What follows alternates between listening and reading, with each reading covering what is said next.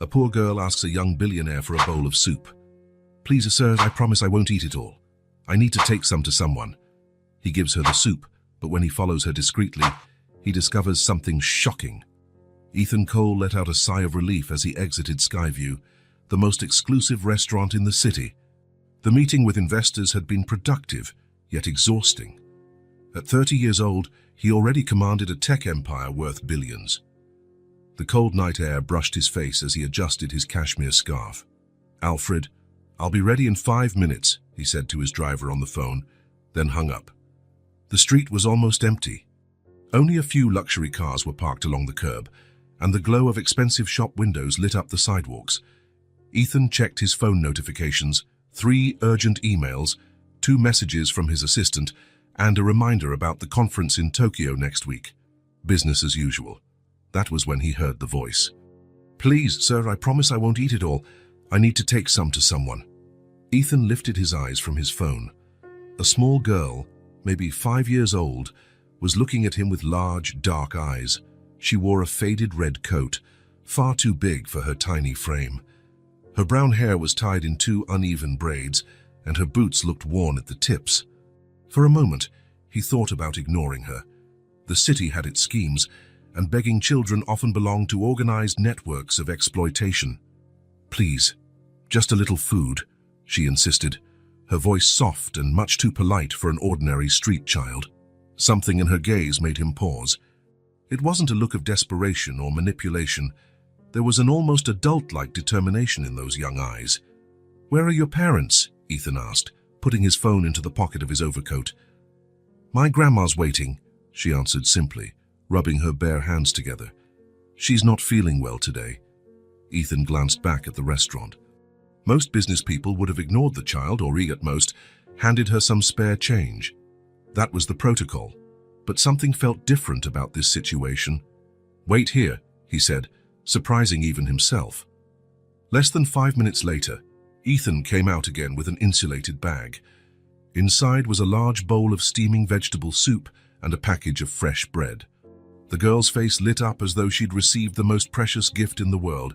"Thank you, sir. Thank you so much." She took the bag carefully, as if it held something extremely fragile. Instead of opening it and eating right there, as Ethan had expected, she just clutched the package to her chest. "Aren't you going to eat?" he asked, intrigued. "I can't take too long. I promised I'd be quick." She started moving away, walking backwards so she could maintain eye contact. "God bless you, sir." Before Ethan could respond, the small figure in red turned and hurried off. She didn't run. She walked carefully, balancing the bag as though carrying a treasure. At that moment, Ethan's phone vibrated. It was Alfred, the driver, letting him know he was waiting at the corner. Normally, Ethan would just get in the car and move on to his next commitment or head back to his penthouse. A 30-year-old billionaire's life had no room for distractions, but this child was a mystery. Why was a girl so young alone in this part of the city? Why didn't she eat the soup immediately? Whom was she taking it to? "Alfred, I'll be late." "Something came up," he said into the phone, hanging up before the driver could ask any questions. By now, the girl was already at the end of the block. Ethan started following her, keeping his distance. It wasn't something he would normally do, following an unknown child around the city. He had meetings, calls and emails to respond to. He had an empire to run, but an unusual curiosity drove him forward. The little red figure turned left onto a dimmer street. Ethan quickened his pace, afraid he might lose her. Rounding the corner, he noticed the street begin to change. Sleek commercial buildings gave way to older, more modest constructions.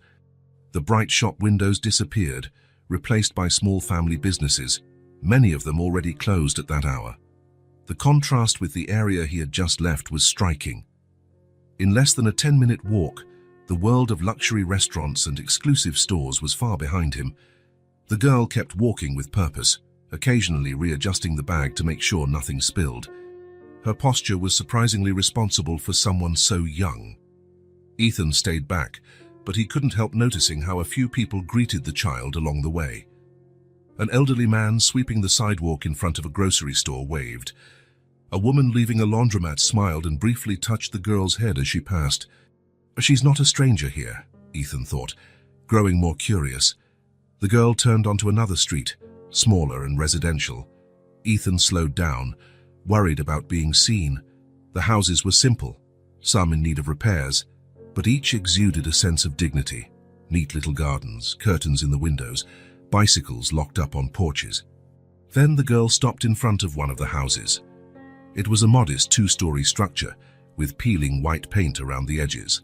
There were potted plants on the porch, and a soft light shining from one of the ground floor windows.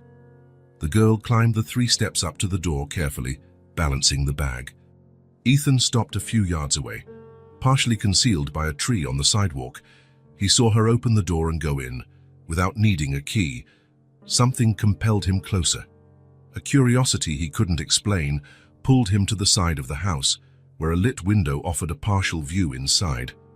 There, in the dim light of a winter night, Ethan Cole, the man who had everything, found himself peering through the window of a stranger's house, driven by an urge he could not understand. What he saw through that window would change his life forever. Ethan approached the window cautiously, his heart beating faster for reasons he didn't fully comprehend. The small hand of the girl in the red coat turned the doorknob, and she entered without hesitation, clearly familiar with the place. "Grandma, I'm back." The child's voice echoed through the small house. Through the foggy glass, Ethan watched the scene unfold like a movie. The girl carefully placed the bag on a simple wooden table, moving delicately to avoid spilling the soup. "Luna, you took so long, sweetie. I was getting worried." That voice, a chill ran down Ethan's spine. It couldn't be. A woman of about 60 entered the small room, thin, grey hair tied in a simple bun, wearing a faded blue sweater and sweatpants. Despite her age, her movements were graceful, though a bit slower than Ethan remembered. Margaret. Time froze. 25 years vanished in the blink of an eye. Suddenly, Ethan was 5 years old again, running through the halls of the Cole mansion while Margaret called him for his bath. That gentle but firm voice that never needed to shout to be obeyed. "A very nice man gave it to me, Grandma." The girl, now identified as Luna, opened the bag with excitement. "It's hot soup and there's bread too. I told him I wouldn't eat any, just like you taught me." Margaret approached the table, her eyes widening at the contents of the bag. "Luna, my love, you shouldn't ask people for food. We've talked about this." "But you're sick and there's almost nothing in the fridge," the little one protested. "I didn't ask for money, only for food." "You always say there's no shame in asking for food when you're hungry." Margaret sighed, running her hand over her granddaughter's hair. Her expression was a mix of pride and worry. "You're right, my dear. Thank you for taking care of me." Ethan stood there, frozen. Margaret. His. The woman who had dried his tears when his father cancelled his 7th birthday party for a business trip. The person who told him stories of knights and princesses when thunderstorms frightened him at night. The woman who had disappeared from his life when he was 10, without even saying goodbye. Without a second thought, Ethan stepped away from the window and walked to the front door. His body seemed to move on its own, propelled by memories buried so long he'd forgotten they existed. He knocked 3 times, the sound echoing in his ears like drums. Soft footsteps approached. The door opened, revealing Margaret, who held a dish towel in her hands. "Yes, how can I—" The words died on her lips. Her eyes, those blue eyes that always seemed to see through Ethan's childhood fibs, went wide in immediate recognition. The dish towel slipped from her fingers and fell to the floor. "Ethan," she whispered, barely audible. "Hello, Margaret," he replied, surprised by the tremor in his own voice. The silence that followed seemed to hold 20 years of unspoken words. Margaret brought one hand to her mouth, tears welling in her eyes. "My God, Ethan Cole, how—" "Was it you who gave me the soup, mister?" Luna appeared behind her grandmother, looking at Ethan with genuine curiosity. Ethan nodded, not taking his eyes off Margaret. "Yes, it was me." "You know my grandma?" asked Luna, confused, looking from one to the other. Margaret seemed at a loss for words. Her hands trembled slightly. "Yes," Ethan answered. "I knew your grandmother a long time ago." Margaret finally regained her composure, though her eyes still showed shock. "Luna, dear, this is Mr. Cole. I worked for his family when I was younger. When I was a child," Ethan added. Margaret took care of me for many years. Luna's eyes went wide, delighted by the coincidence. Really?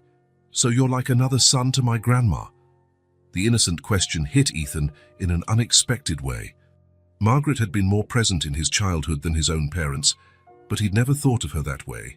Someone who might consider him her child. Well, Ethan stammered, unsure how to respond.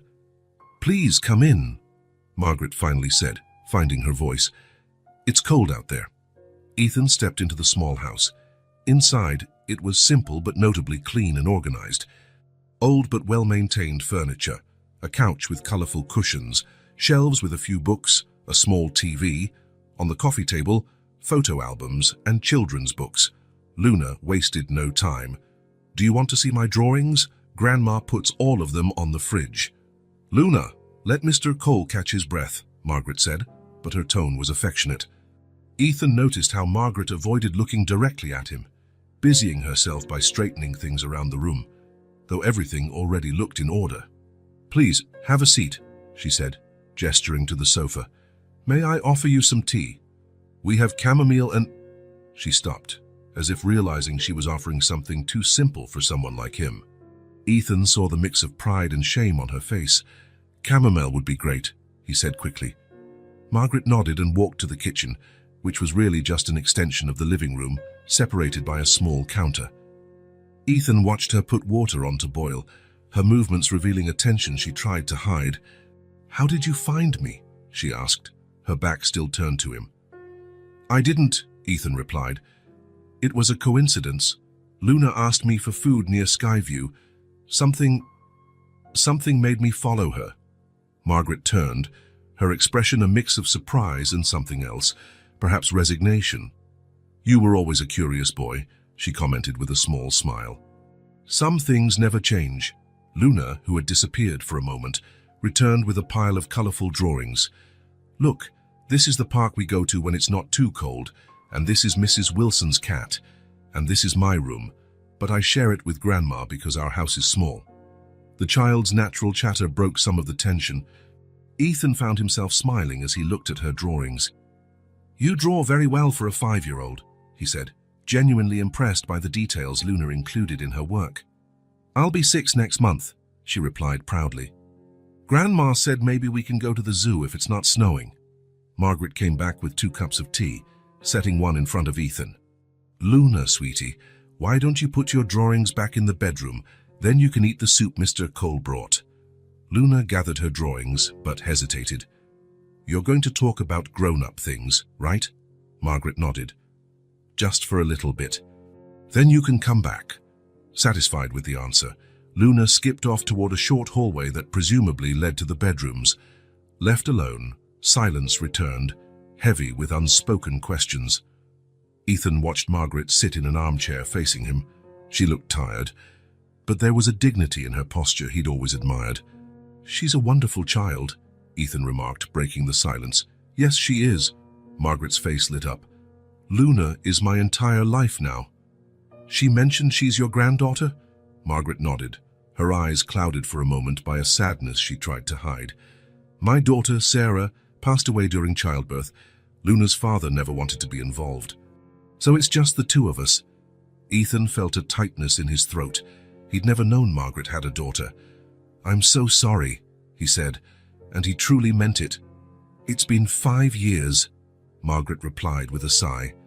The pain doesn't go away, but you learn to live with it. And Luna. She brings so much joy that sometimes I forget everything else. Ethan looked around again, this time noticing details he'd missed.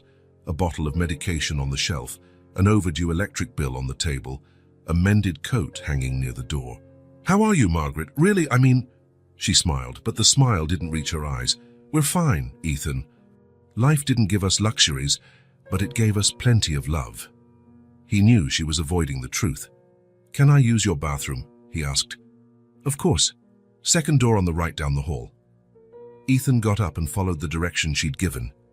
As he passed through the kitchen, he discreetly glanced at the fridge Luna had mentioned. It was covered with colorful magnets and drawings, but when Ethan quietly opened it, he confirmed what he suspected.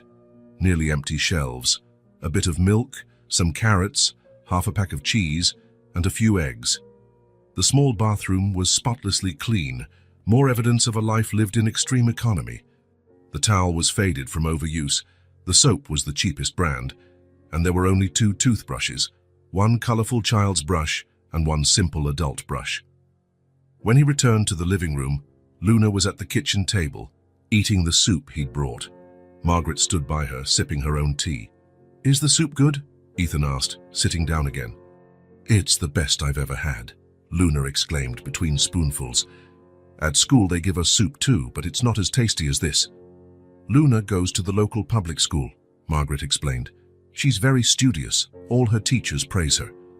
"I can almost read everything," Luna said proudly. "Grandma taught me even before I started school." Ethan smiled. "Your grandma was always a great teacher. She helped me with my homework whenever I struggled." Luna's eyes lit up with interest. "What were you like when you were a kid? Were you messy?" "Grandma says boys often are." Margaret laughed softly.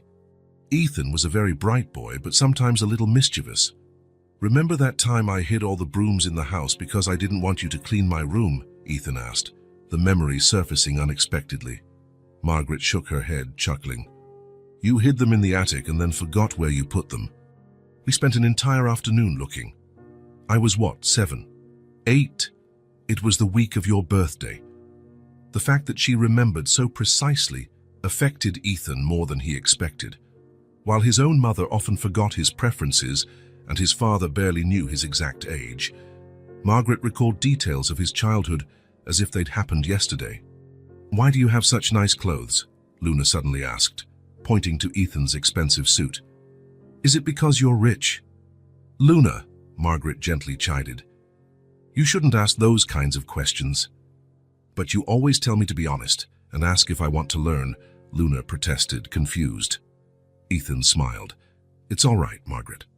"Yes, Luna, I'm fortunate enough to be able to buy nice clothes." "Do you have a big house, with a pool?" Her eyes sparkled with curiosity. "I have an apartment. It's not very large, but it has a pretty view of the city," Ethan replied, omitting that his apartment was a 3-story penthouse in the most exclusive building in town. Luna kept up her interrogation while finishing her soup. "Are you married? Do you have kids? What's your favorite color? Do you like chocolate ice cream?" Ethan patiently answered each question, noticing Margaret watching their interaction with a soft expression. For a moment, it was as if time hadn't passed. He was once again that curious boy, and she was the patient figure who never tired of his endless questions. As they chatted, Ethan became aware of something strange happening inside him. Theirs in that simple house, with a 60-year-old woman and a 5-year-old child, he felt more at ease than at any exclusive party, corporate meeting, or gala dinner he regularly attended. It was as though an invisible weight had been lifted from his shoulders, a weight he hadn't even known he was carrying until that moment. The feeling was so strong it almost frightened him. Watching Luna excitedly tell Margaret about the nice man who gave us soup, and seeing Margaret smile genuinely despite all her apparent hardships, Ethan had a painful epiphany. His life, for all its material achievements, was empty. His luxury apartment never echoed with Luna's cheerful voice. His expensive meals in Michelin-starred restaurants never had the warmth of that simple bowl of shared soup. His carefully curated social relationships lacked the sincerity of Margaret's gaze. "Ethan, are you all right?" Margaret's voice brought him back to reality. "Yes, just thinking," he answered, trying to hide the emotion he felt. "You seem tired," she observed, using that maternal tone that had once comforted him in childhood. "You must have had a long day." "I did," he agreed, "but I'm glad I found you." Margaret's eyes met his, and for a brief moment, Ethan saw a mixture of fondness and what looked like regret.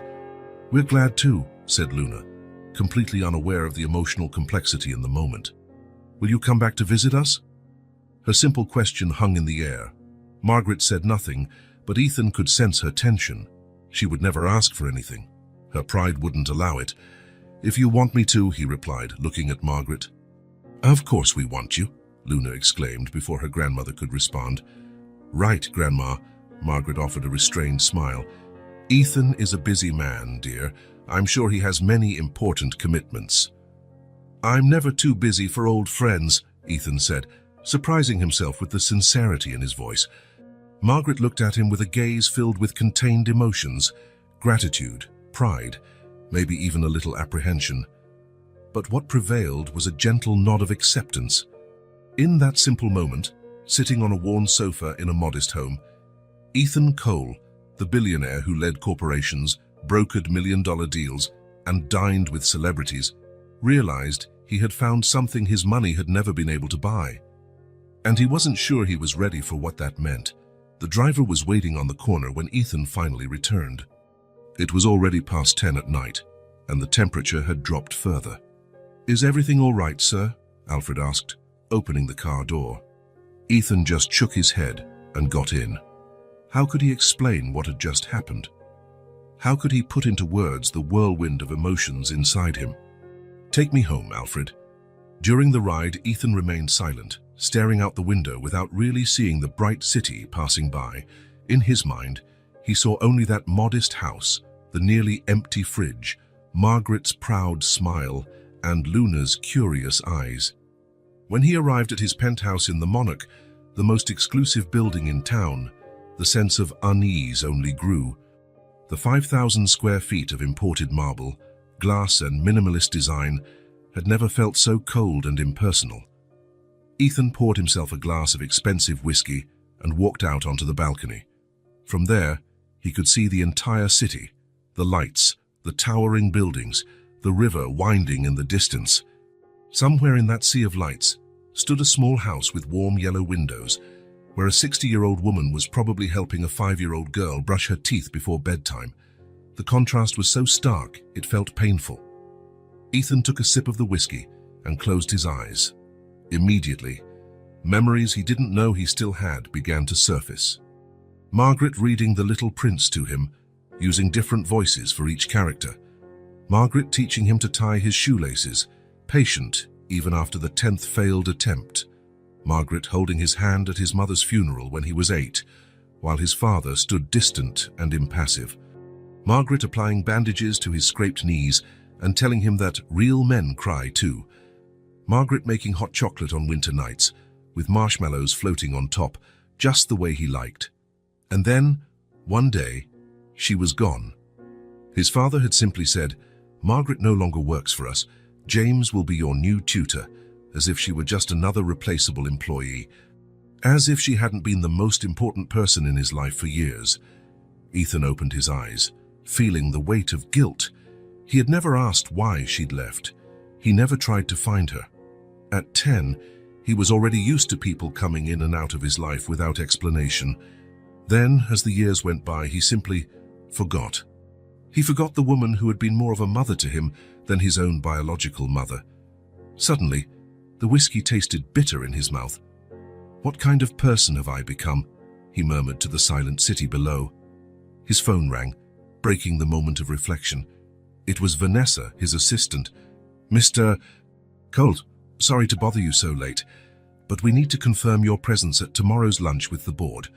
Also, Mrs. Reynolds from the Children's Foundation called 3 times today. Apparently, you missed the charity event scheduled for tonight." Ethan ran his hand over his face, remembering the commitment he had completely forgotten after meeting Luna. "Please apologize to Mrs. Reynolds. Make a double donation to make up for my absence. And yes, I'll attend the lunch tomorrow. We also have a meeting with the Japanese investors at 3 and your personal trainer rescheduled for 6. Oh, and Julia called wanting to know if you'll join her at the gala on Saturday." Julia, his girlfriend, social partner. He wasn't even sure how to define the superficial relationship they'd kept for almost a year. "Tell her I confirm. Anything else, sir?" Ethan hesitated, a crazy thought crossing his mind.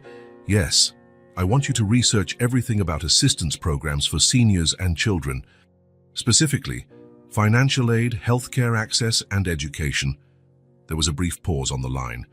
"Sir, is this for the Cole Foundation?" "No, it's personal. Just do it discreetly."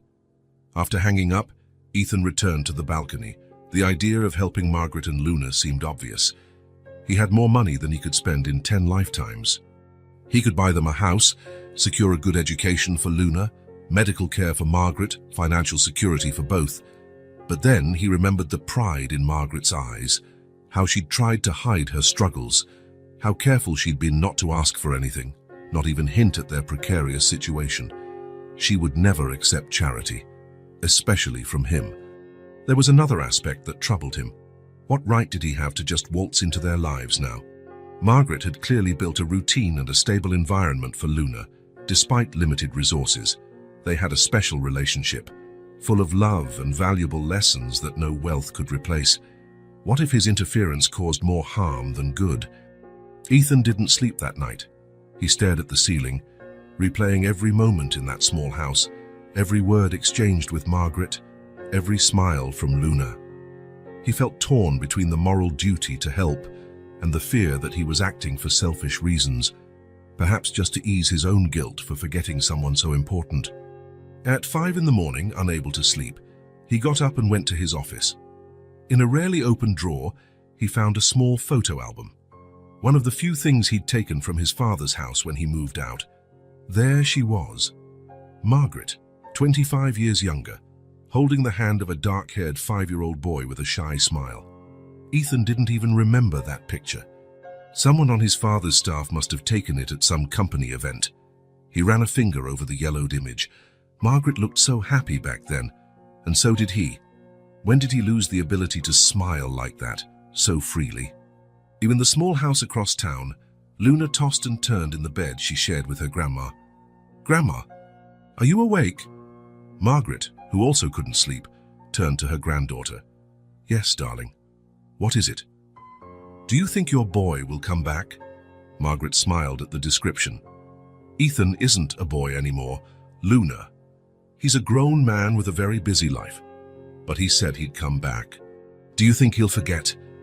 The innocent question carried a weight Luna couldn't understand. Margaret thought carefully before answering. "I don't know, my love. Sometimes people have a lot going on in their lives." Luna was quiet for a moment, then spoke with that childlike certainty. "He'll come back, I know he will. He has sad eyes, like that stray dog we saw at the park, remember? The one that found a family later." Margaret hugged her granddaughter, her thoughts racing. Luna had always been intuitive, noticing things adults often missed. "You liked him, didn't you?" Margaret asked. "Yes, he gave me soup and didn't treat me like I was silly. And he made you smile for real.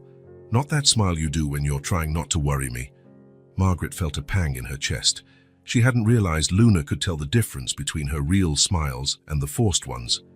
"He seems nice, but he's kind of strange," Luna continued, yawning. "Strange how, dear?" "He has everything, right? Fancy clothes, money to buy expensive soup, but he looks lonely, like he doesn't have anyone to give him soup when he's hungry." Margaret stayed silent, amazed by her granddaughter's simple wisdom. Luna was right. In the short time she'd observed Ethan, Margaret could see that despite all his material success, something vital was missing in his life. "Everyone needs someone to care about them, right, Grandma?" Luna murmured, already drifting off to sleep. "Yes, my love. Everyone does." As Luna finally fell asleep, Margaret remained awake, thinking about the boy she had raised and the man he'd become. And for the first time in many years, she allowed herself to miss the past. The days when little Ethan ran through the halls calling her name, needing her to heal scrapes, tell stories, and teach him about life. Somehow, despite all the changes, she felt he still needed her. At 9 the next morning, Alfred parked the black car 2 blocks before the destination, per Ethan's instructions. "Are you sure you don't want me to drive you all the way, sir?" "I'm sure," Ethan replied, adjusting his scarf. He had traded his suit for jeans and a grey sweater, trying to look less formal. "Come back in 2 hours?" Ethan stepped out of the car carrying 2 large bags. One contained groceries, not just basics, but also some items he remembered Margaret liking to cook with: semi-sweet chocolate, cinnamon sticks, nutmeg. The other bag held clothes for Luna: coats, winter boots, gloves, and some colorful sweaters. Nothing extravagant, but all good quality. As he walked through the simple streets of the neighborhood, he noticed details he'd missed the night before: children heading to school with worn backpacks, elderly people sweeping their front sidewalks, a certain dignity in the air, despite the evident lack of resources. It was a completely different world from his, though barely 20 minutes from the financial center where he worked. When he reached Margaret's house, Ethan hesitated a moment. He'd spent the entire night thinking about this moment, weighing arguments, imagining scenarios. But now, standing there with 2 shopping bags, he felt a shyness that didn't match the fearless CEO he was in meeting rooms. He took a deep breath and knocked on the door. Luna opened it, still in her pajamas, hair tousled. "It's the soup man," she shouted, jumping with excitement. "Grandma, Grandma!" "He's back." Before Ethan could say anything, Luna pulled him inside by the hand. "Did you come to have breakfast with us? Grandma made pancakes, but we only have a little bit of honey for them." Margaret appeared in the doorway of the kitchen, drying her hands on a dish towel. She wore the same simple clothes as the day before, but her hair was tied more neatly. "Ethan," she said, visibly surprised. "We weren't expecting—" "Sorry for dropping by unannounced," he replied, suddenly feeling awkward. "I brought some things, nothing special, just—" He held out the bags, feeling more nervous than he had when closing his first multi-million-dollar deal. Margaret looked at the bags with an expression that was hard to read. There was gratitude in her eyes, but also something else, a kind of dignified resistance. "What did you bring?" asked Luna, curious. "Luna, don't be nosy," Margaret gently scolded. "Some groceries," Ethan replied. "And, well, I thought you might need new winter clothes, Luna." The girl's eyes went wide. "For me? Can I see?" Before Margaret could intervene, Luna was already opening the bag of clothes. Her squeals of excitement at seeing the new red coat, a far warmer and sturdier version than her old one, filled the small room. "Look, Grandma, it's red like mine, but it doesn't have holes in the sleeves." Luna held the coat against her body, eyes shining. "Can I try it on?" "Please." Margaret hesitated, then nodded, unable to resist her granddaughter's delight. As Luna ran off to the bedroom, she turned to Ethan. "It's very kind of you, but we don't need charity, Ethan." The word charity hit Ethan in the gut, exactly as he had anticipated. "It's not charity, Margaret," he said, setting the grocery bag on the table. "Think of it as payback for all those times you secretly bought me ice cream against my father's wishes." Margaret allowed a small smile at the memory. "That was different." "It's exactly the same," Ethan insisted. "You took care of me when I needed it. Let me repay that, at least a little." Before Margaret could respond, Luna ran back in, already wearing the new coat. She had also managed to put on the gloves and one of the sweaters, creating a comical mix of colors. "Do I look pretty?" she asked, spinning around. "Absolutely stunning," Ethan replied, laughing. Margaret looked at her granddaughter, and Ethan could see her inner conflict. The joy Luna felt at receiving something new and necessary clashed with Margaret's pride and sense of independence. "Come on, I want to show you my toys." Luna grabbed Ethan's hand, leading him toward the small bedroom she shared with her grandmother. The room was tiny, with 2 single beds separated by a simple nightstand. Colorful drawings hung on the walls, courtesy of Luna. On a small shelf sat some children's books and a plastic bin likely filled with toys. "This is Mr. Buttons," Luna said, picking up a well-worn teddy bear missing one eye. "And this is Mrs. Fairy, a faded rag doll. And these are my books. This one is my favorite." She showed him a very worn copy of The Little Prince. "That was my favorite book too, when I was your age," Ethan commented. "Grandma reads it to me every night. She does different voices for each character." As Luna proudly showed off her few possessions, Ethan felt a lump in his throat. Each item clearly had history, meaning, and was well cared for despite obvious wear. "And here is where I draw." Luna pointed to a small table in the corner, covered in papers and crayons. "Would you draw something for me?" Ethan asked. Luna nodded enthusiastically, sitting down at the table. She picked up a blank sheet of paper and started working intently, tongue peeking out of the corner of her mouth as she concentrated. Margaret appeared in the doorway, watching the scene with a softened expression. "She's been talking about you since yesterday," Margaret said quietly so only Ethan could hear. "She asked if you had a family, if you were alone." "What did you say?" The truth, that I didn't know. It's been so long since we last saw you. Luna lifted the drawing triumphantly.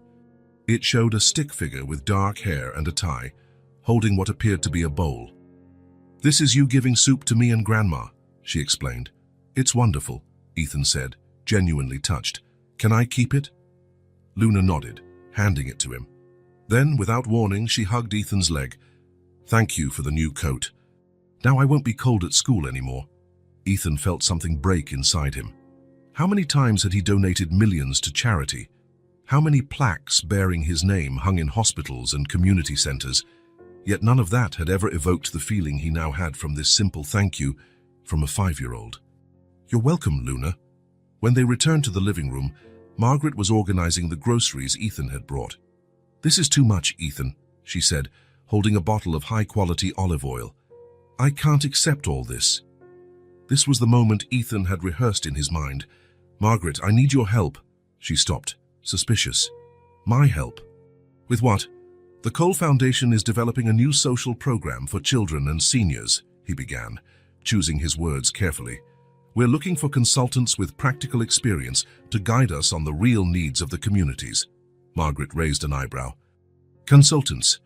We need people who understand day-to-day challenges, who can tell us where our resources are best applied. Child education, food programs, health care for the elderly.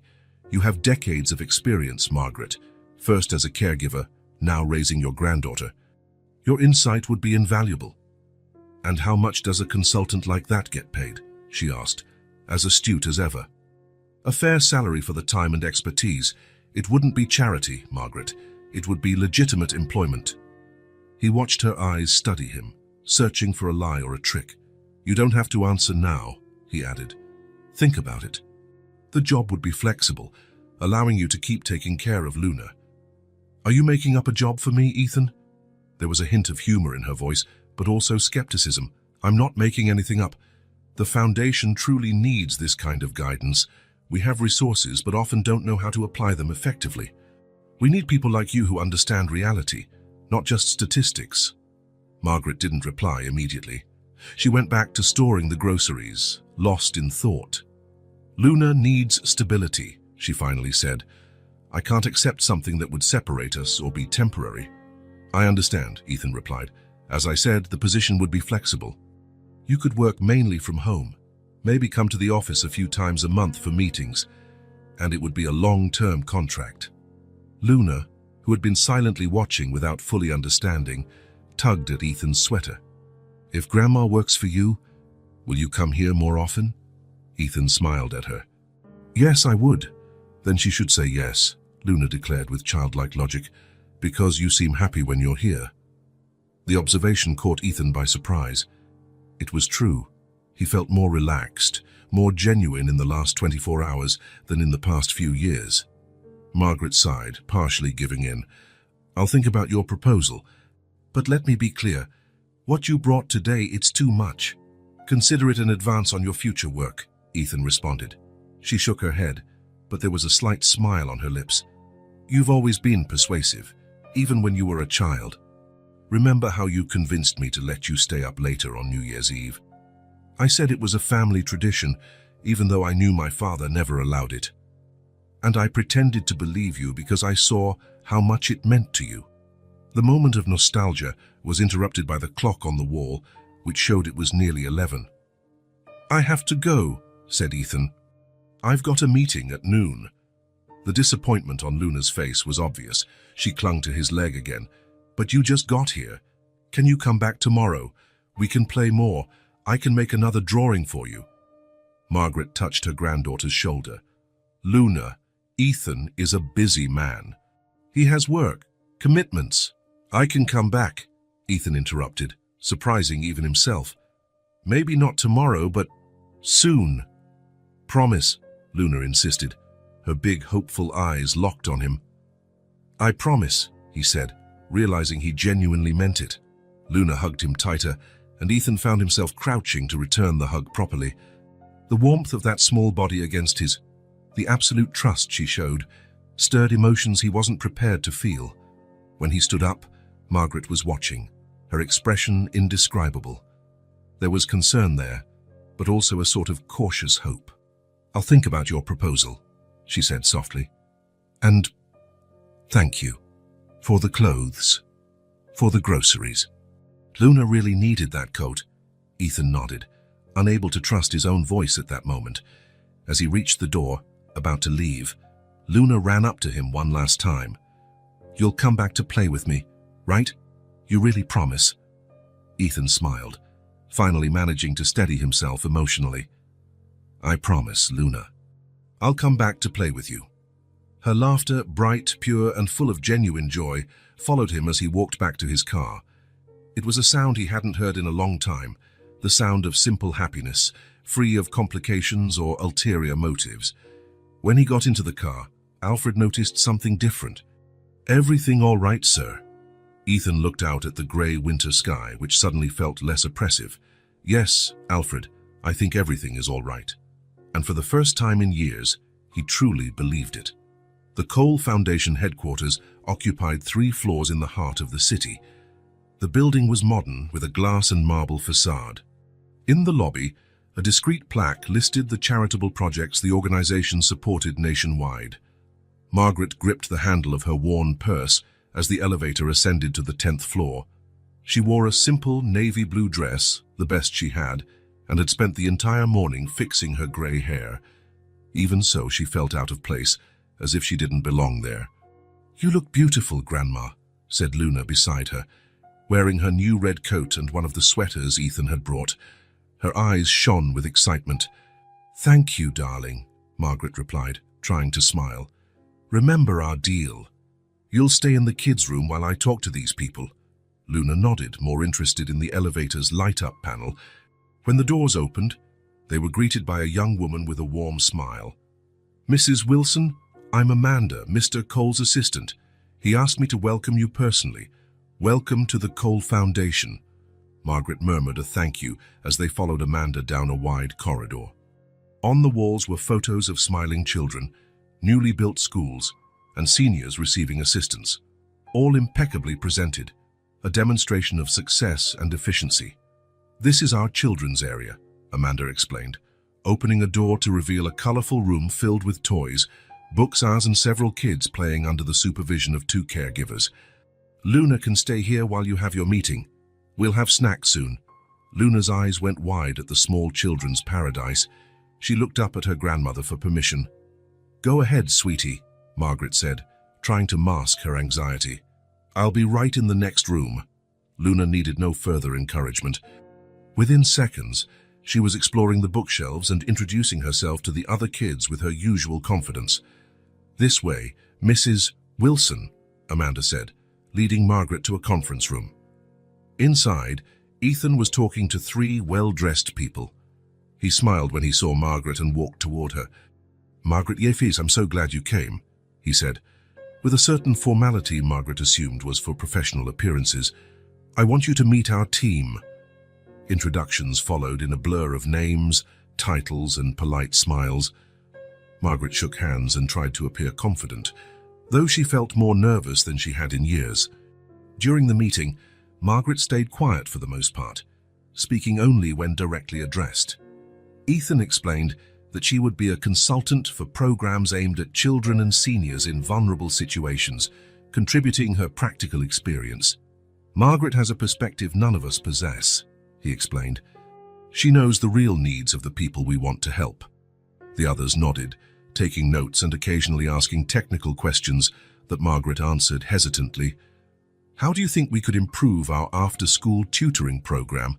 asked a woman in a grey blazer. "Well," Margaret began quietly, "maybe by offering nutritious snacks. Many kids can't concentrate because they're hungry." Her simple suggestion was met with approving looks, as if she'd said something profoundly revelatory. Margaret felt her face flush. To her, it was just common sense, something anyone who worked directly with children would know. When the meeting ended, Margaret felt exhausted. She was used to taking care of others, not being the center of attention. Having her opinions actively sought and valued was disconcerting. "What did you think?" Ethan asked after they were alone. "They seem nice," she answered, choosing her words carefully. But I'm not sure I have much to offer, Ethan. These people are educated, experienced, and you have wisdom, he interrupted, something you don't learn at a university. Before Margaret could respond, Luna burst into the room, eyes shining with excitement. Grandma, they have a whole library just for kids, and there are computers too. And the teacher said I can come back whenever I want. Margaret smiled, genuinely pleased for her granddaughter. That's wonderful, dear. Did you have fun? So much fun. When can we come back? Well, we'll see how things work out. Actually, Ethan interjected, I was thinking we could start tomorrow if that works for you, Margaret. She hesitated. That's too soon. I have a lot to organize. And Luna's school. The foundation has a staff shuttle for employees, Ethan explained. We could pick you both up at home and drop you off at the end of the day. And about Luna's school, we could transfer her to one closer to here if you prefer. Margaret frowned. It was all too much, too fast. I'd rather keep her at the same school for now. She has friends there, a routine. Of course, I respect that, Ethan quickly agreed. The shuttle can take her to her current school and pick her up afterward. Everything seemed too perfect, too easy. Margaret felt that old caution creeping in. When things seem too good to be true, they usually were. Let's take it slowly, Ethan, she said firmly. We'll see how it goes before making big changes, he nodded, acknowledging her caution. But in the following weeks, Margaret gradually adapted to her new routine. 3 days a week, she went to the Cole Foundation for meetings and consultations. On the other days, she worked from home, reviewing proposals and making recommendations. Luna, meanwhile, embraced the new opportunities wholeheartedly. She loved visiting the foundation, playing in the children's area, exploring the library, and above all, she loved the attention from Ethan. He began visiting them regularly at home. At first, he used professional excuses, documents for Margaret to sign, questions about projects. But soon the visits became personal, without pretext. On a sunny Saturday afternoon, Ethan arrived to find Luna drawing squares in chalk on the sidewalk in front of the house. "What are you doing?" he asked. "Hopscotch," Luna replied excitedly. "Have you never played?" Ethan admitted he hadn't, or at least he couldn't remember doing so. Luna was horrified at his deprivation. "I'll teach you, it's easy." And so Ethan Cole, the 30-year-old billionaire who ran companies and made million-dollar deals, found himself hopping on one foot on a suburban sidewalk, following the precise instructions of a 5-year-old girl. Margaret watched from the porch, amusement and worry mingling on her face. Seeing Ethan laugh openly while Luna shouted directions warmed her heart, but also scared her. The more attached Luna became to him, the harder it would be if one day he decided to move on. Another time, Ethan noticed Luna struggling with the laces of her new sneakers. "Want me to show you?" he offered, sitting beside her on the couch. "Grandma already tried, but it's too hard," Luna answered in frustration. "I have a trick," Ethan said. "Let's pretend the laces are bunny ears. This bunny goes around the hole, then goes inside." Margaret, cooking dinner in the kitchen, listened with a smile to his improvised lesson. She remembered teaching Ethan himself with that exact bunny analogy. "I did it!" Luna exclaimed a few minutes later, jumping for joy with her laces neatly tied. "I knew you could," Ethan said, feeling a genuine pride that surprised even himself. In these small interactions, a bond was forming, unexpected yet real. Luna saw in Ethan a friend, someone who had time and patience for her. And Ethan, without realizing it, was experiencing something he'd never had, the chance to live a simple, joyful childhood vicariously through Luna. For Margaret, watching this blossoming relationship was bittersweet. On the one hand, she was glad her granddaughter was happy, discovering new things. On the other hand, she feared the future, the inevitable disappointments, the moment when the novelty wore off and Ethan returned to his old life, because Margaret, more than anyone, knew how people could come and go, leaving behind only memories and, sometimes, broken hearts. A rainy Sunday afternoon found Ethan at Margaret and Luna's small house. The weather had turned suddenly, cancelling their plans to take Luna to the park. Instead, they stayed in the cozy living room, listening to the rain pattering against the windows. Luna had set up an office on the coffee table, drawing with intense concentration while humming softly. Margaret prepared hot chocolate in the kitchen, the same recipe she used to make for Ethan when he was little. "Need any help?" Ethan asked, rising from the couch. "I think I still remember how to do this," Margaret replied with a smile. "Though it's been a long time since I made hot chocolate for you." Ethan leaned against the kitchen counter, observing her. Over the last 2 months, they'd settled into a comfortable routine. Margaret now officially worked as a consultant at the Cole Foundation. Luna thrived at school, and Ethan spent more and more time at their little house. "I never asked why you left my parents' house," Ethan said suddenly, finally voicing the question he'd kept inside for so long. Margaret paused in stirring the chocolate but didn't turn around. "Your father fired me," she said simply. "He said you were growing up and needed a tutor with stronger academic qualifications." Ethan felt a surge of guilt. "They never told me that. They just said you were gone." Margaret sighed. "It was easier for them, I suppose. And I had no choice. I was pregnant at the time, needed another job quickly." "Pregnant?" Ethan asked, shocked. "With your daughter? With Sarah?" Margaret nodded, finally looking at him. "Yes. A few months after leaving the Cole mansion, Sarah was born. It was a tough time. And her father." A sad smile crossed Margaret's face. "A man I met.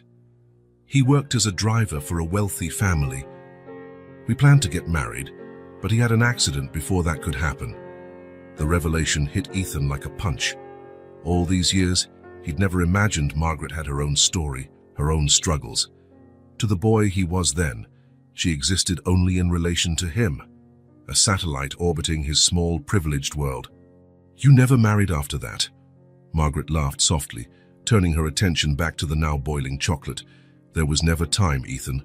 I had a daughter to raise, bills to pay.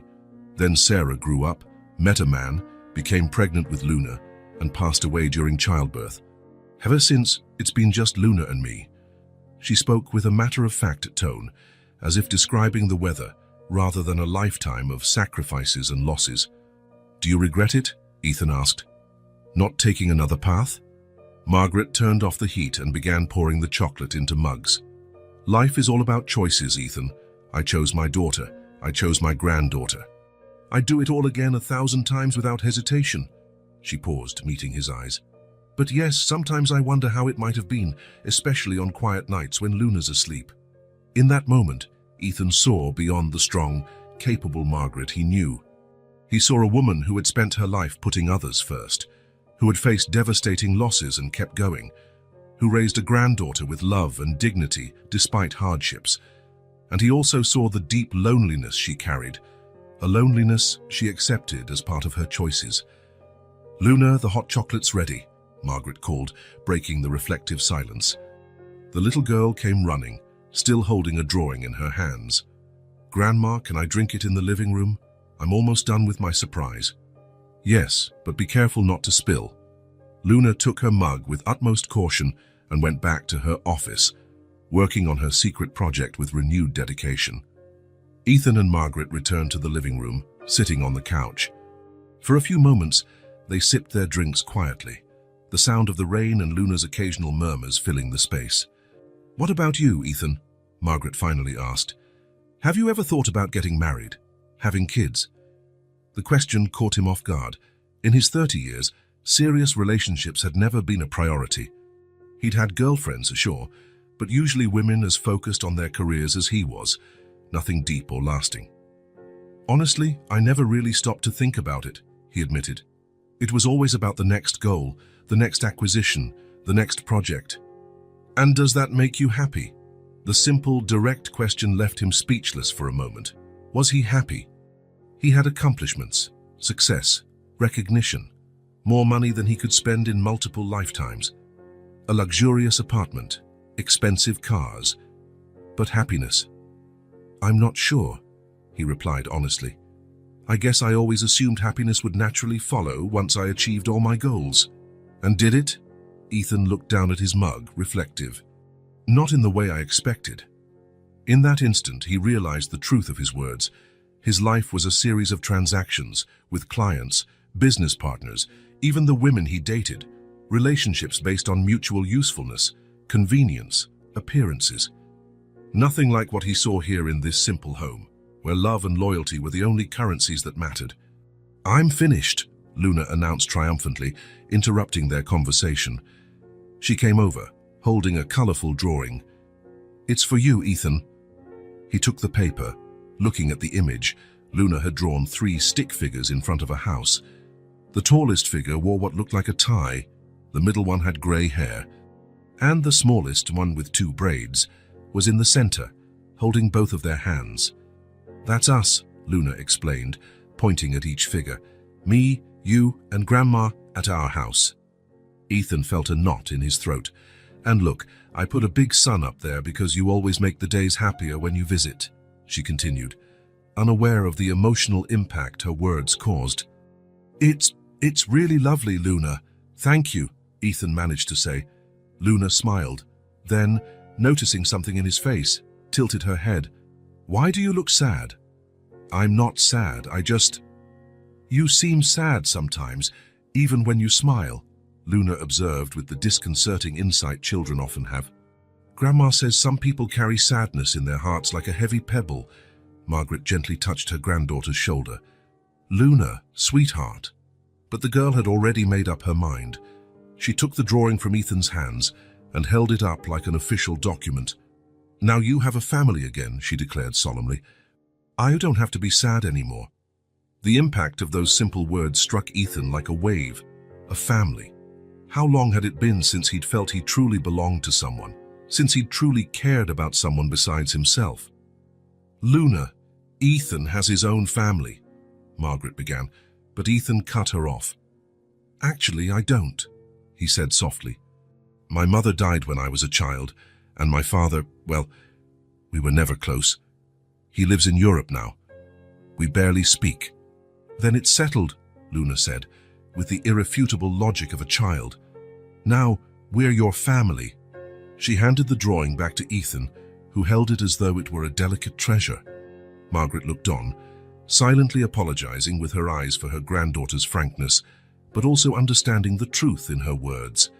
In that moment, while the rain continued to fall outside, Ethan Cole, the man who had everything, realized that, until now, he'd had nothing essential, and a 5-year-old girl, with a simple drawing and sincere words, had just shown him what he was missing.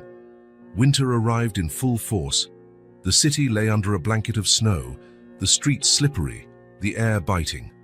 At the Cole Foundation, Margaret's work had become indispensable. Her practical advice and life experience transformed various programs, making them more efficient and more human. It was on a particularly cold morning that Ethan got the call. "Mr. Cole, this is Miss Rivera from Hampton Elementary." Ethan frowned. That was Luna's school. "Is something wrong?" "Luna wasn't picked up today. We tried calling Mrs. Wilson since noon, but she's not answering. The girl is very worried." An alarm went off in Ethan's mind.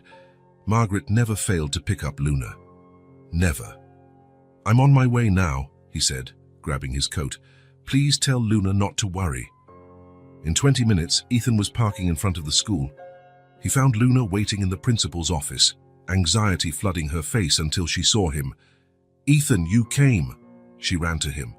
"Grandma never gets here late, never. Something bad happened." He crouched down, resting his hands on her small shoulders. "We don't know yet, Luna. Let's go to your house and see what's going on. Maybe your grandma's overslept." But both of them knew Margaret would never sleep that late, especially on a school day. Whilst the door to the house was locked, Ethan was grateful Margaret had given him a spare key weeks ago. "Just in case," she had said. "Grandma," Luna called as soon as they entered. The silence that answered made Ethan's heart pound. The living room was empty, so was the kitchen. Luna dashed to the bedroom, Ethan right behind her. Margaret lay on the bed, barely conscious, her face pale and sweaty. She was breathing with difficulty, and a dry cough periodically shook her frail body. "Grandma!" Luna cried, rushing to the bedside. Margaret's eyes opened slowly. "Luna!" Her voice was barely a hoarse whisper. "Oh my God, school—" "I'm here, Margaret," Ethan said, approaching. "Luna's fine. I'm calling an ambulance." "No," Margaret protested weakly. "It's just the flu. I just need to rest." But Ethan was already on the phone with emergency services. "She's burning up with fever, Margaret. You need a doctor." As he spoke, Luna clutched her grandmother's hand, her big eyes filled with fear. "You'll get better, right, Grandma?" she asked, her voice trembling. Margaret tried to smile. "Of course I will, my love. It's just a silly flu." But Ethan noticed the effort it took her even to speak. And he also noticed a dark stain on the tissue by the bed. There was blood on it. The city hospital was crowded, as it always was during winter flu outbreaks. Ethan watched helplessly as Margaret was wheeled in for tests, Luna clinging to his hand like he was her last anchor in the world. "Is she going to die?" Luna asked suddenly, her small voice cutting through the noise of the waiting room. Ethan felt a knot in his chest. "No, Luna. Your grandma is strong. The doctors will take care of her." "My mom died," Luna said. "Grandma told me she got sick when I was born." Ethan knelt to face her. "That was different, Luna. Your grandma has a serious flu, but she'll get better." Luna didn't seem convinced. Her eyes, normally bright and inquisitive, were dull with fear. "What if she goes away? I'll be alone." The simplicity of those words hit Ethan hard. He pulled Luna into a hug, feeling her small body tremble. "You won't be alone, Luna. I promise." They were words said in the heat of the moment, but Ethan realized as he spoke them that they were a commitment bound to change his life forever. 3 hours later, a doctor finally called them into a private room. His tired face did not bring good news. "Mr. Cole, I'm Dr. Patel. Mrs. Wilson has pneumonia, quite advanced. Probably started as a simple flu that she overlooked." "Will she be okay?" Ethan asked, aware that Luna, though distracted by a book a nurse had given her, was definitely listening. The doctor lowered his voice. "We're concerned. Her age, plus a history of anemia we discovered. She'll need to stay in the hospital for intravenous antibiotics and constant monitoring." "Do whatever's necessary," said Ethan. "Cost is not an issue." Dr. Patel nodded. "There's something else, Mr. Cole. We found some anomalies in her blood tests that worry us. We'll need further investigation once she's stabilized." Anomalies. The word hung like a dark cloud. "I understand," Ethan said, though he really didn't. He couldn't imagine a world where Margaret wouldn't recover, where Luna might lose the only family she knew. "Can I see her?" "Yes, but only for a few minutes. She needs rest." Margaret seemed to have aged 10 years in a few hours. Hooked up to tubes and monitors, her frail figure was a painful contrast to the strong, independent woman Ethan knew. "Luna," she whispered as soon as she saw them. "I'm here, Grandma," the little girl said, approaching the bed cautiously, scared of all the equipment. "Don't be afraid, my love. Grandma just needs to rest here in the hospital for a while." Luna nodded, but her eyes told a different story. She studied every tube and monitor, with the instinctive fear children have of the unknown. "Ethan will stay with you while I'm here," Margaret said, her voice weak but firm. "Of course I will," Ethan confirmed, surprised at how natural it was to say. He hadn't even considered any other possibility. A nurse entered, gently indicating that visiting time was up. "Luna, sweetie, could you wait outside for a minute? I need to speak with Ethan," Margaret requested. Reluctantly, the girl left with the nurse, looking back several times. Alone, Margaret gripped Ethan's hand with surprising strength. "Ethan, if something happens to me—" "Nothing will happen," he interrupted. "You'll get better, Margaret." She shook her head slightly. "Listen, I'm realistic. We have to consider all possibilities. Luna has no one else but me. The state would put her up for adoption." The thought was unbearable. Luna, with her boundless curiosity and open heart, lost in the system, possibly never finding a permanent home. "That won't happen," Ethan said firmly. "I'll hire the best doctors. You'll be fine." Margaret offered a sad smile. "You've always been so stubborn." "But even the best doctors can't guarantee everything, Ethan." She paused, gathering strength. "I'm not afraid of dying. I've had a good life, filled with love and purpose. But I'm afraid for Luna. I'm afraid she'll grow up feeling abandoned, without roots, without love." Tears shone in her tired eyes. Promise me you won't let that happen. Promise me you'll never let Luna feel alone in the world." Ethan felt the weight of those words. This wasn't a request for temporary help or financial assistance or even legal guardianship. This was a plea for love, for a permanent emotional commitment to a child who wasn't his wars except through Margaret. "I promise," he said, realizing only after speaking that tears were running down his own face. Ethan's apartment, normally a sanctuary of sleek minimalism, had transformed. Brightly colored toys occupied one corner of the living room. Luna's drawings adorned the stainless steel refrigerator. The guest room now featured a patchwork quilt and a star-shaped lamp. After a week, Margaret was still in the hospital. The pneumonia responded slowly to intense treatment, and the doctors continued with their mysterious additional tests. Luna now stayed with Ethan while Margaret recovered. It was nighttime, and Ethan had just tucked Luna into bed after reading 3 stories. She always asked for just one more, her eyes making it impossible to refuse. "Ethan," she called as he was about to turn out the light. "Yes." "Is Grandma going to die?" The direct sincerity of the child's question froze him. Luna deserved honesty, but how could he be honest when he was just as afraid? "The doctors are doing everything they can so she gets better," he answered carefully. Luna was silent for a moment, her small face serious in the dim light. "When my mum died, I was a baby. I don't remember her, I only have pictures." She pulled the blanket tighter. "But I remember Grandma. I remember everything." Ethan sat on the edge of the bed. "Your grandma is very strong, Luna. She's fighting to get better." "But what if she doesn't?" Luna's voice trembled. "I don't want her to leave." Tears began streaming down the girl's face. Ethan pulled her into a gentle hug, his heart aching for her. "Please don't let my grandma go away," she sobbed against his chest. "Please, Ethan." He rocked her slowly, at a loss for words. What could he say? He had no power over life and death, despite all his money and influence. When the sobs subsided, Luna leaned back, her eyes puffy and red. "If Grandma goes to heaven like my mum, will you still want to stay with me?" Her question hit him like a punch. This child, who had already lost so much, feared losing not only her grandmother, but also this new connection they'd formed. "Luna, I'll always want to stay with you," he replied, with a certainty rising from deep within. "No matter what happens." She wiped her tears with the back of her hand. "Promise." "I promise." Luna held out her pinky. "Pinky promise. That's the strongest kind." Ethan entwined his pinky with hers, so tiny compared to his. "Pinky promise." Luna seemed slightly calmer, but her eyes still held a sadness too deep for a 5-year-old. "Ethan," she asked again, holding his hand. "Yes." "Can you be my friend forever?" The words came out between shaky breaths, and fresh tears glistened in her eyes. Something inside Ethan broke at that moment.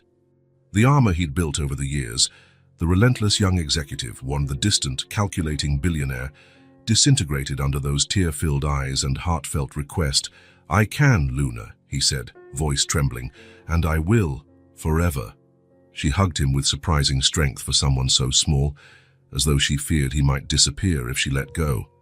That night, after Luna finally fell asleep, Ethan sat on the living room sofa, reflecting on how drastically his life had changed in a matter of months.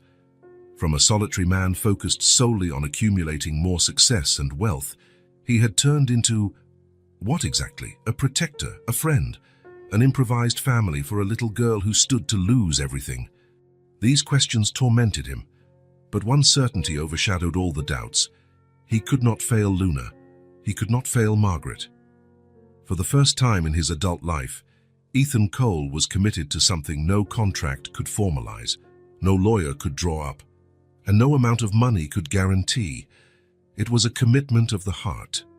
And it terrified him more than any business challenge he had ever faced. After 2 weeks in the hospital, Margaret was finally discharged. The pneumonia had eased under intensive treatment, but the doctors made it clear her recovery would be slow. She'd need absolute rest, controlled medication, and weekly checkups. "Can't we just go home, Grandma?" asked Luna as Ethan drove them through the city. Margaretine, still pale and noticeably more fragile, smiled warmly. "Soon, dear. But the doctor said I need special care for a few weeks.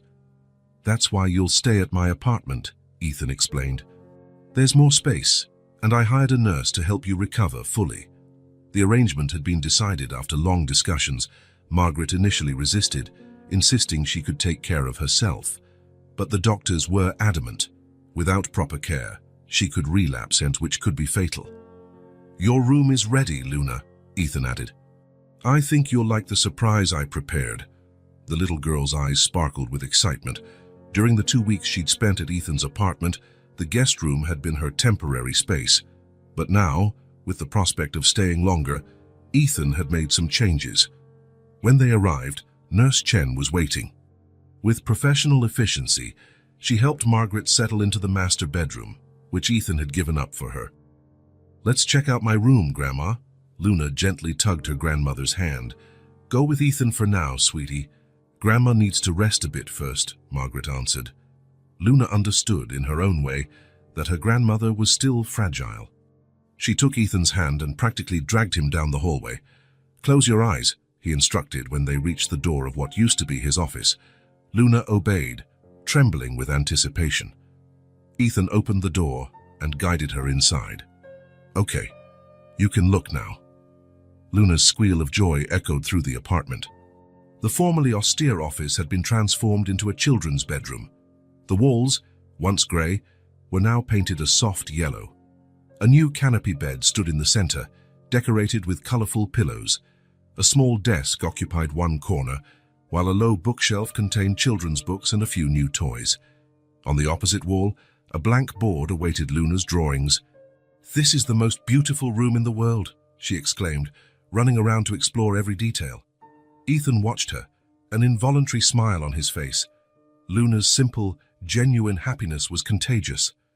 Look, there's a box of new pencils. Luna discovered the art supplies on the desk, and real drawing paper. While she marveled at everything, Ethan noticed Margaret standing in the doorway, supported by Nurse Chen. You shouldn't be up, he said, concerned. I couldn't resist, Margaret replied, tears in her eyes. I wanted to see her reaction. Luna saw her grandmother and ran over to show her all the discoveries. Grandma, look, there's a star on the ceiling that glows in the dark, just like the one in the story you always tell me. Margaret sat carefully on the bed with the nurse's help. It's a wonderful room, Ethan. You thought of everything. There was gratitude in her voice, but also a silent question. Ethan knew what she was thinking. The more Luna got attached to this new environment, and to him, the harder it would be if they had to return to their old life.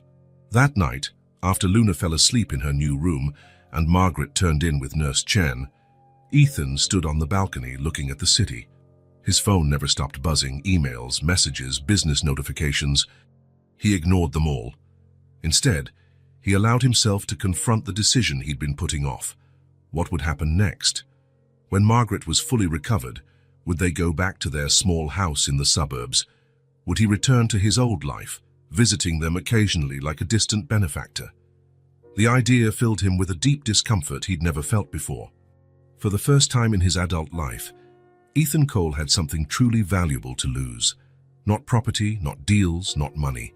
Something far more precious and infinitely more fragile. The unconditional trust of a child and a renewed connection with the one person who had truly mothered him. The pragmatic businessman in him knew the sensible approach would be to set boundaries, maintain a safe distance, and avoid diving into a commitment he wasn't prepared for. But there was another part of him, a part that had been growing day by day, that couldn't imagine going back to a solitary and empty life. Farsi Motism the following Sunday, now that Margaret felt somewhat better, Ethan took Luna to the park. Nurse Chen stayed behind with Margaret, ensuring she had a restful afternoon. The park was full of families enjoying the sunny day after weeks of bad weather. Parents pushed swings, helped on slides, took photos, and laughed at their kids' antics. It was a world Ethan had always watched from the outside, as a spectator to a play he wasn't part of. Ethan, look, a carousel, Luna pointed, eyes bright with excitement. For the next hour, Ethan immersed himself in activities he'd never imagined doing. He spun on the carousel, helped Luna climb the jungle gym, and cheered when she made it down the tallest slide on her own. At one point, Luna dashed to the sandbox where other children were building sandcastles. She sat among them and joined in, chatting naturally and openly in the way kids do. From a nearby bench, Ethan watched her, fascinated. He thought of himself at that age, shy, isolated, always on the edge of groups, never truly part of them. Luna was different. Despite all she'd been through, she remained open and trusting. "Your daughter is adorable." Ethan turned surprised. A young woman had sat at the other end of the bench, pushing a stroller. "Oh, she's not. I'm not," he stammered, unsure how to explain. The woman smiled, embarrassed. "Sorry, I assumed. The way you look at her." Before Ethan could respond, Luna ran up to him. "Ethan, come see the castle we're building." He stood, relieved for the interruption. "I have to go," he said to the woman. Following Luna to the sandbox, Ethan realized he hadn't corrected the woman's mistake. He hadn't said, "She's not my daughter." Somehow he couldn't get the words out. He knelt in the sand, completely ignoring the fact he was wearing expensive pants that would likely be ruined. "Look, we're building an entire city," Luna explained proudly. "This is our house, this is your office, and here is the school." As she spoke, pointing to shapeless sand mounds that in her imagination were elaborate buildings, Ethan felt a pang. Luna already pictured him in her envisioned future. To her, there was no doubt he'd always be part of it. And what if he let her down? If one day responsibilities, work, or simply old habits of prioritizing his own independence took him away, the blow to Luna would be devastating. One more person leaving her life. That thought stayed with him all afternoon and during the drive back to his apartment. "Did you have fun?" Margaret asked when they returned. She was sitting in the living room, looking slightly better. A book lay in her lap, and Nurse Chen was arranging the tea she'd prepared. "It was the best day ever," Luna exclaimed. "We went on the carousel 3 times, built a giant sandcastle, ate ice cream, saw ducks in the pond, and—" "Breathe, sweetheart," Margaret laughed. "Why don't you wash your hands? Looks like you brought half the sandbox back with you." As Luna left, Margaret turned her gaze to Ethan. "Thank you for that." She needed a normal day after all this worry. Ethan nodded, distracted. He sank into the armchair across from Margaret. "Something's on your mind," she observed, displaying her usual perceptiveness. "I'm thinking about the future," he admitted. "About how this will work once you're fully recovered." Margaret set the book aside. "And how would you like it to work?" The direct question startled him. Margaret was always so straightforward, cutting right to the core. "I don't know," he confessed. "I never planned any of it." "None of us planned it, Ethan. Life rarely follows our well-prepared scripts." He looked out the window at a city he had once considered entirely predictable, controllable. "A woman at the park thought Luna was my daughter." "And how did that make you feel?" Ethan met Margaret's eyes. Frightened, and oddly at peace. A gentle smile crossed Margaret's face. "I always knew, you know." "Knew what?" "That you weren't just a businessman, that there was a kind heart behind that ruthless executive image." She paused, choosing her next words carefully. "Even when you were a child, you cared deeply, Ethan. Maybe too deeply. That's why you built so many defenses." The accuracy of her observation left him momentarily speechless. "I got my latest test results yesterday," Margaret said, changing the subject. Ethan felt a chill run down his spine. "And it's not just the pneumonia. I have a heart condition that will require ongoing treatment. It's not necessarily terminal, but—" she sighed. "We have to be realistic. I'm 60, and I've never really prioritized my own health. We'll get the best specialists," Ethan said automatically. "We already are, thanks to you. But that's not what I mean." She looked at him directly. "I need to know what will happen to Luna if I'm not here to take care of her." Ethan felt the weight of that statement like a concrete block on his shoulders. This was the decision he'd been avoiding, the crossroads he'd tried not to see. "I'll take care of her," he said, the words out before he could think. Margaret didn't look surprised, only profoundly relieved. "Are you sure? It's a huge responsibility, Ethan. Changing your entire life for a child." "She's already changed my life," he replied, feeling more confident as he spoke. "And so have you. You showed me what was missing, what all the money and success in the world couldn't buy." At that moment, Luna came dashing in, showing off her clean hands to Nurse Chen. "I have a surprise for you," Ethan said, reaching for a bag he'd left by the door. Luna approached, curious. Inside the bag was a professional set of colored pencils, 72 different hues, the kind used by artists. "These are grown-up pencils," she exclaimed, eyes wide, opening the case with near reverence. "I thought you might need more colors for your amazing drawings," Ethan explained. Without warning, Luna jumped into his lap, hugging him tightly. "Now you're my favorite friend." The simplicity of her declaration contrasted with the complexity of the feelings it stirred in Ethan. Glancing over Luna's head, he met Margaret's eyes.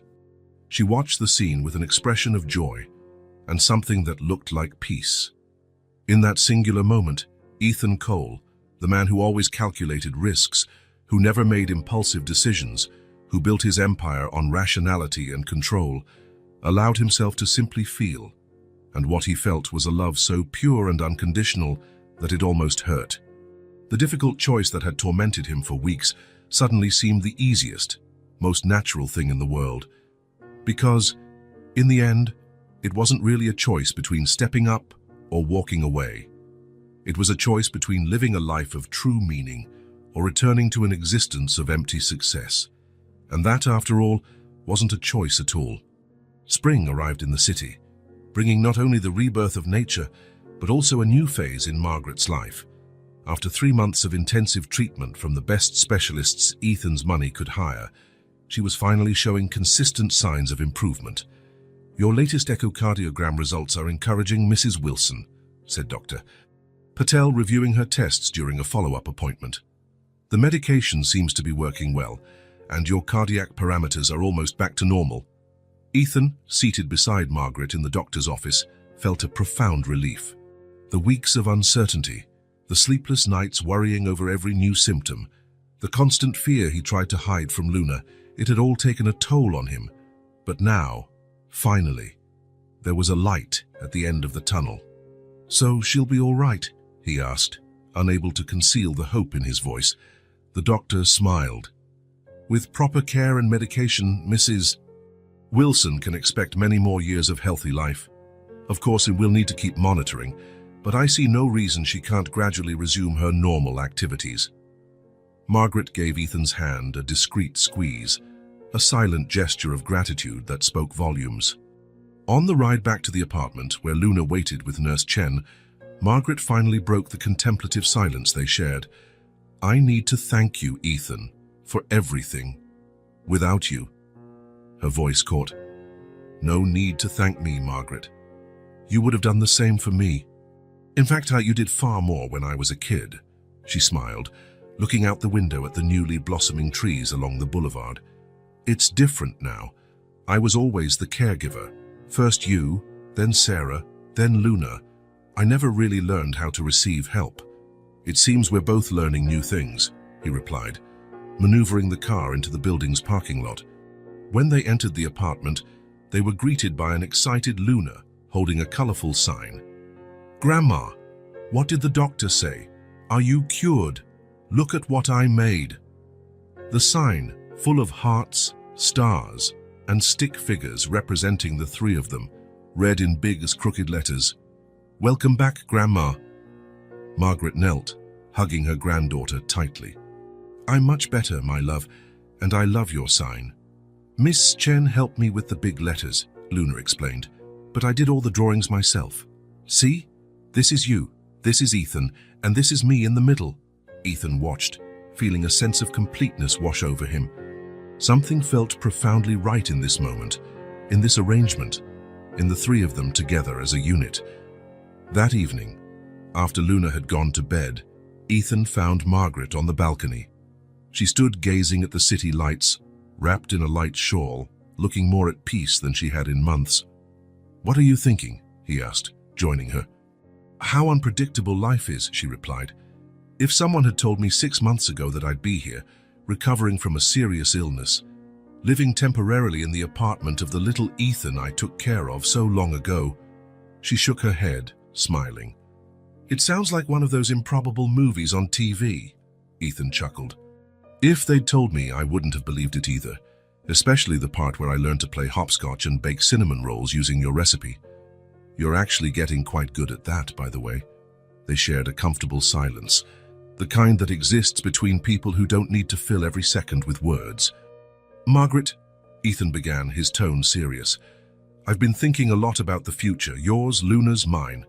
She turned to face him, listening intently. You both brought something into my life I didn't even know was missing. A sense of belonging, a purpose beyond work and material success. He paused, gathering his thoughts. I know you're better now, and you're probably thinking about returning to your house, reclaiming your independent routine. We already talked about that, Margaret interrupted softly. The house is rented out for a year, remember? It was your idea, to help cover my treatment costs.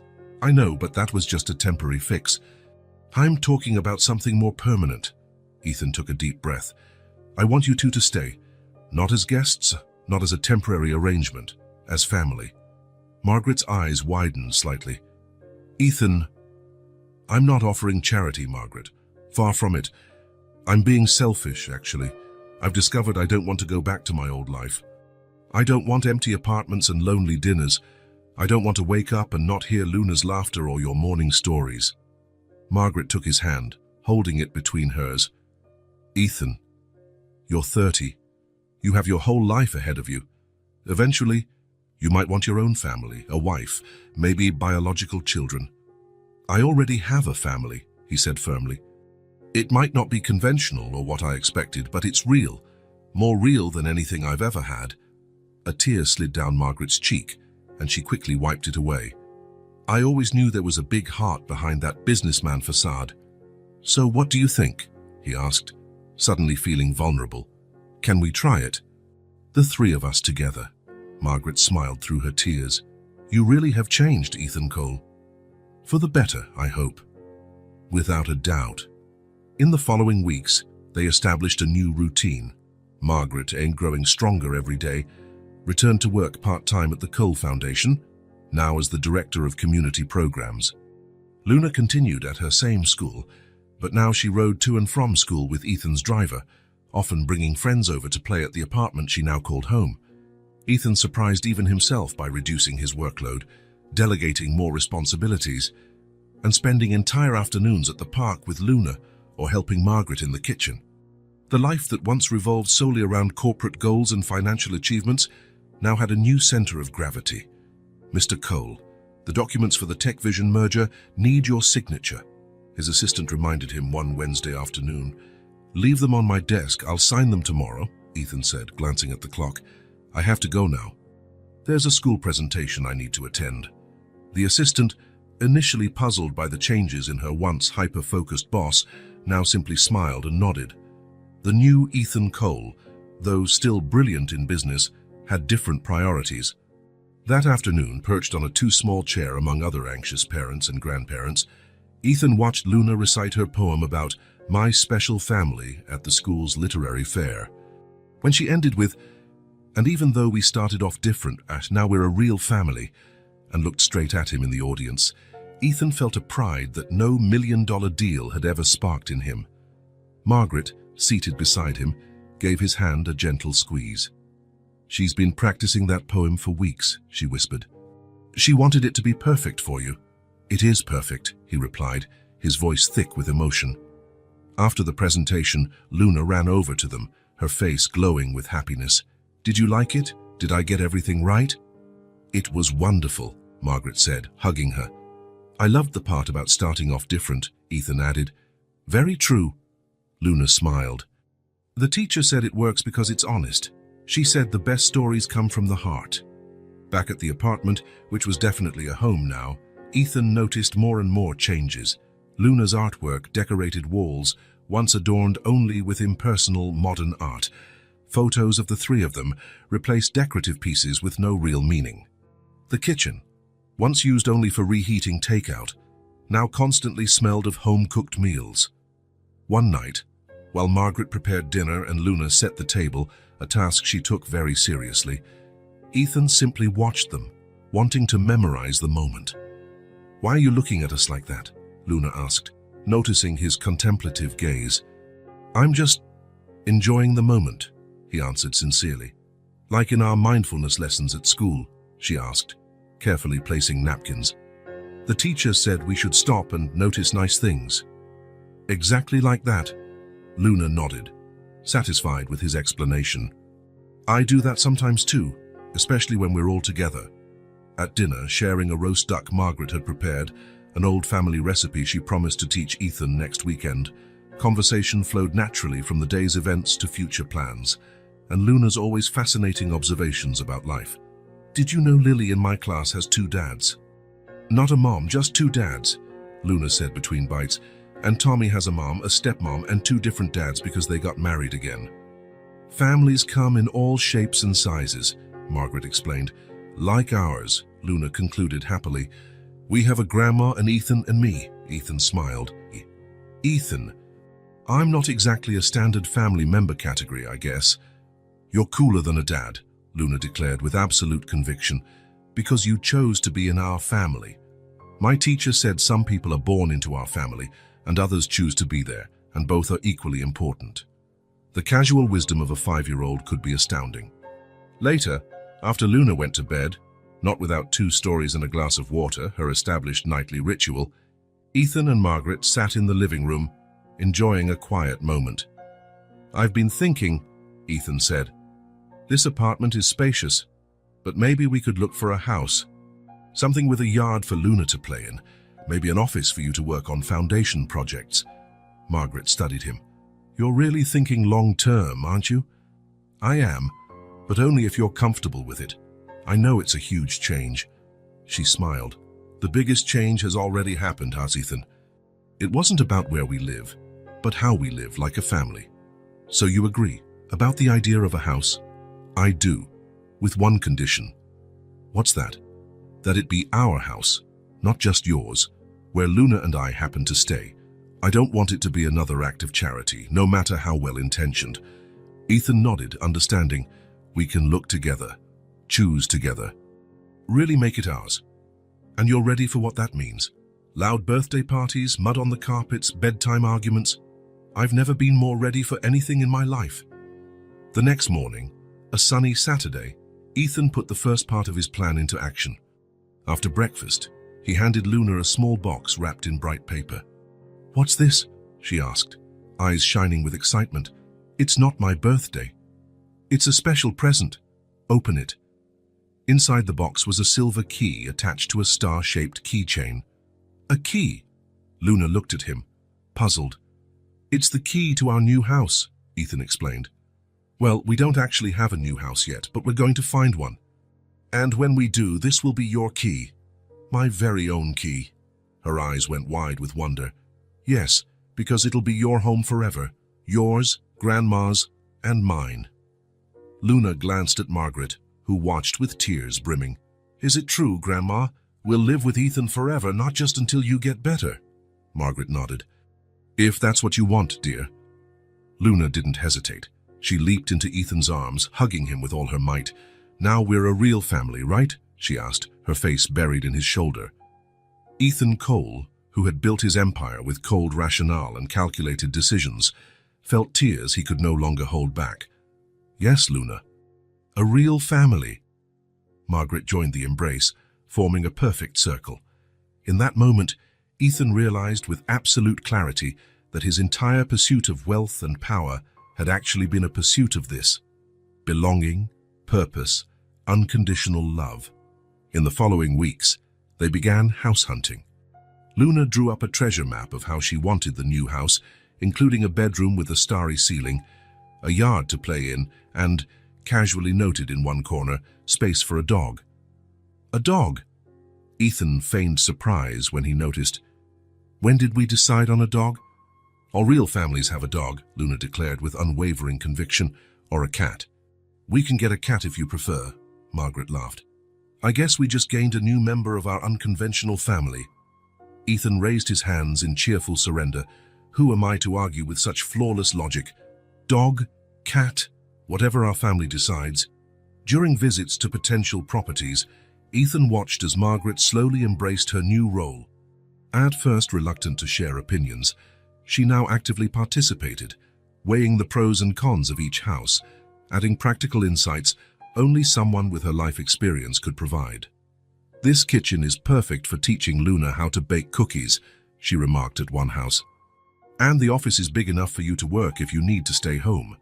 It was her subtle way of saying, this could be our home. Not just your home where we live, but a truly shared home. Finally, they found the ideal place. It wasn't the most luxurious they'd seen, nor the largest, but it had a special warmth they all felt immediately. 3 roomy bedrooms, a backyard with old trees perfect for a treehouse, a cozy kitchen, and a living room with large windows flooding the space with natural light.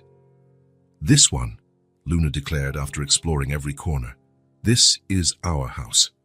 One evening, after finalizing the purchase, they sat on the penthouse balcony discussing the move.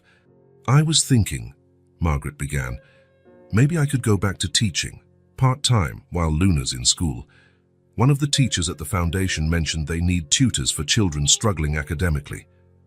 Ethan smiled, pleased she was making plans for the future.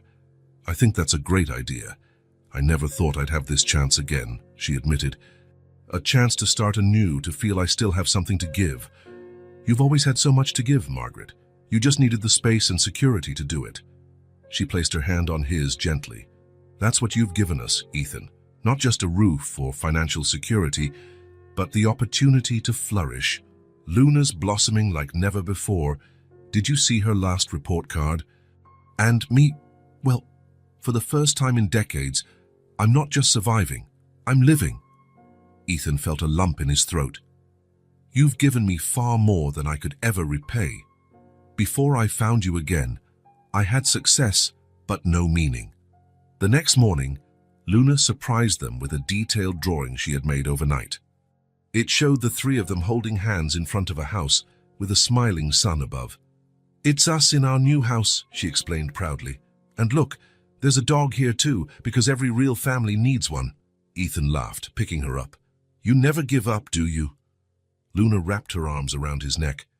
"Grandma says if you want something a lot, you have to be persistent. Your grandma is a very wise woman. And you're very nice," Luna said, kissing his cheek. "Now we're a real family, and real families stay together forever, right?"